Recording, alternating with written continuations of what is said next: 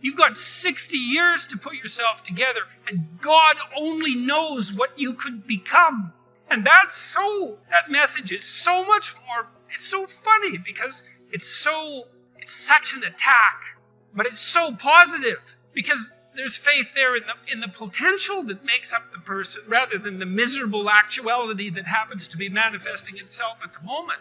And young people respond extraordinarily well to that because, and you know that if you're a parent and you love your child, your son, your daughter, what you're trying to foster is the best in them. You want that to manifest itself across the course of their life. You want them to become continually more than they are, to see what they could be. And I think that's part of the great message of the West, is that that's the ethical requirement of individual being in the proper sense, is to constantly note that you're not what you could be, to take responsibility for that, and to commit yourself, like body and soul, to the attainment of that ideal.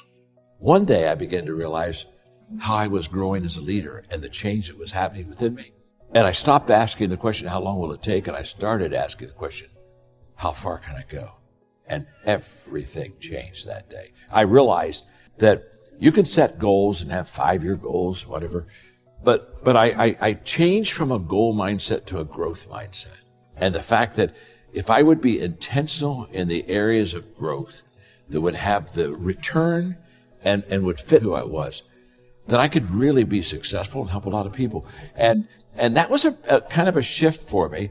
And so when I wrote my first leadership book, I thought I would write one leadership book and I'd be done. I didn't think 100 books later. I had a lady the other day said, "You've written more books than I've ever read in my life." You know what I mean? But I didn't have any intention to write a lot of books. But growth allows you to continue to expand yourself and your world until there's just, so much more that you know and so much more that you want to share. So, my journey has been really one of understanding that if I every day intentionally grow, the question is just how far can I go? And I don't know that answer. I'm still growing. I'm still moving towards that finish line. You're never, ever, ever, ever going to feel like doing the things you need to do in order to have what you want. You're always going to need to push yourself. You're always going to need to parent yourself.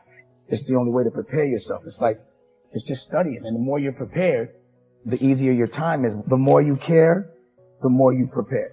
From studying, from reading, from putting yourself in uncomfortable positions, traveling abroad, that kind of stuff, I think, builds a much more impressive character. We haven't done the things that we know are important for us and for our goals. And so that stops now. See, success it's not something that's gifted to you. Success is something that you have to go get. Remember this. Your business is always a reflection of you. What do you do? Where do you go from here? You see, instead of doing that and putting all your eggs in one basket, the best thing you can do is start investing in yourself first. Invest in a skill set that you can deliver to the marketplace in exchange of money. This dramatically lowers your risk. And giving up's not an option. You and I and we, no matter what your unique situation, your storm, your struggle, your trauma, your abuse, your wounds, your scars, no matter what they are, you are not a product of your past. You are not a product of your environment or your current unique situation, but you are always a product of how do we navigate through our storm. And so we're all waiting for perfect. It's an illusion that will never come to you, and it's an excuse to never show up and play. Your story is not meant to be your fortress. Your story is meant to be your fuel. You cannot win the war against the world if you can't win the war against your own mind. That dream is not going to wait and say, take a breather. It's going to say, come catch me. Catch me if you can. You've got to block out all of the noise around you that's going to tell you can't do it. Just believe that you can. Tell yourself, I am more than my circumstances. I am more than my demons. I am great, and I will give my gift to the world because this is what I was born to do. Go get it, son. Go get it. Be sweet. Go get it. Be sweet. Go get it. Be sweet. Go get it. Be sweet. Go get it, son. If you're going to see it, if you're going to see breakthrough, then you are going to have to be okay with the process that is required. The one thing you need to do to go where you've never gone before, to have what you've never had before, is to change the way you think. You're at the edge, watching someone else live, wondering what it's going to be like when you jump without ever jumping. And I'm just here to tell you, jump. Believe that you can. Believe it's possible for you to have it. Don't lay on your back. Anything that comes your way, you got to be prepared to accept the challenge and go through it. And stop thinking about the negative. Stop talking about the negative. Ask yourself, what would amazing look like for you? As long as that heart is pumping blood, you're not dead yet. They haven't put rose petals on your box yet. Make sure every breath you take counts for something. Continue to pursue purpose. And we all got a purpose.